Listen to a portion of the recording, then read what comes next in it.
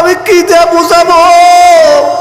আজকে এত দামি নবীর উম্মত তুমি হইলারে উম্মত। আজকে আল্লাহ তোমারে এত মর্যাদা দিল, আজকে তুমি এত জ্ঞান অর্জন করার পরেও তুমি নামাজ পড়ো না, আজান হইয়া যায় তুমি মসজিদে আসো না। আরে আমার আল্লাহ কিন্তু ধরবে, আর কতদিন এলেমলো করবা? আমি কি করে বুঝাবো, কেমনে বুঝাবো? আব্দুল্লাহ ইবনে মুবারকের মধ্যে ওনার এলাকার একজন কাঠুরিয়ার মধ্যে আল্লাহর এত ভয়। আমি আপনাদেরকে আজকে বলতে চাই, আজকের থেকে আজান হলে আমরাও আর দেরি করব না। মারহাবা কর, রাজি আছি তো ইনশাআল্লাহ?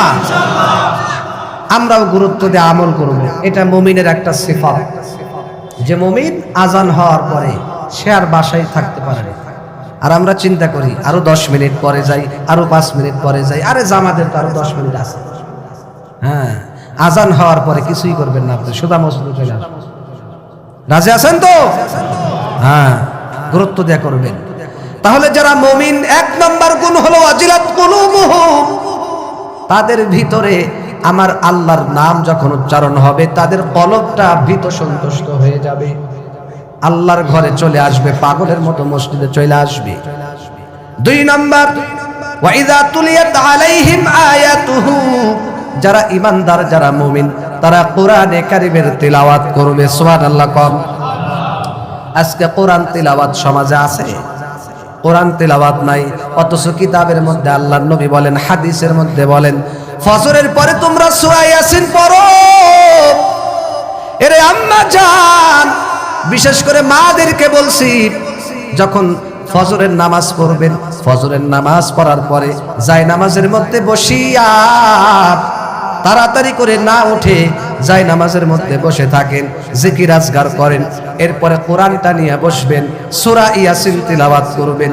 সূরা ইয়াসিন তিলাওয়াত করার আগে কোনো কাজে আপনি যোগ দিবেন না। বরকত বাড়ায় দিবে কে? আল্লাহ। যে মুমিন যারা, এদের 3টা গুণ থাকবে। কয়টা গুণ বলেন? 3টা গুণ। সূরা আনফালের 2 নম্বর আয়াত, 9 নম্বর পারা 16 নম্বর পৃষ্ঠায় আছে। 9 নম্বর পারা হাফিজে কুরআন শরীফের 16 নম্বর পৃষ্ঠায় আছে।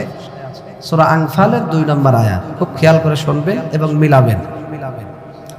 কোরআনে কারিমে আল্লাহ বলেন,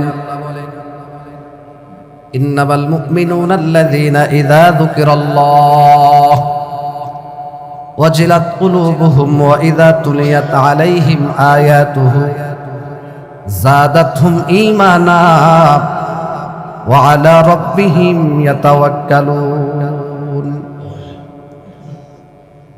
আল্লাহ বলেন, ইন্নামাল মুমিনুনা আল্লাযীনা, নিশ্চয় তারাই তো ঈমানদার, যারা মুমিন, যারা ঈমানদার, ইযা যুকিরাল্লাহ, যখন আল্লাহ পাকের আলোচনা তারা শোনে, আল্লাহর বরত্বের কথা যখন শোনে। ইযা যুকিরাল্লাহ, যখন আল্লাহর জিকির হয়, আল্লাহর কথা উচ্চারিত হয়, আল্লাহর ধ্বনি, আল্লাহর কথা যখন প্রচলিত হয়, আল্লাহর ধ্বনি যখন উচ্চারিত হয়, অর্থাৎ যখন মুয়াজ্জিন সাহেব মসজিদের মধ্যে আযান দেয়, আল্লাহু আকবার, আল্লাহু আকবার।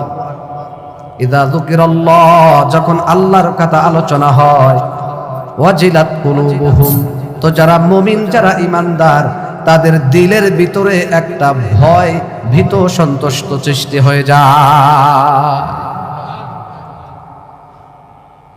যারা মুমিন, যারা ঈমানদার, যখন মসজিদের মধ্যে আযান হবে,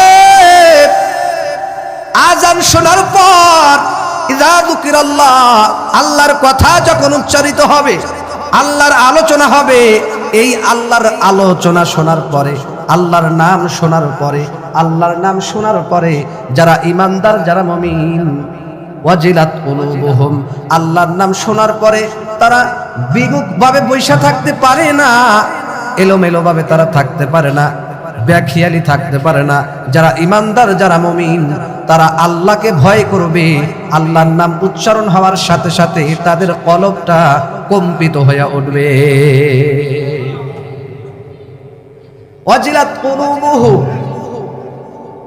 এই আয়াতের ব্যাখ্যা বিশাল বড়।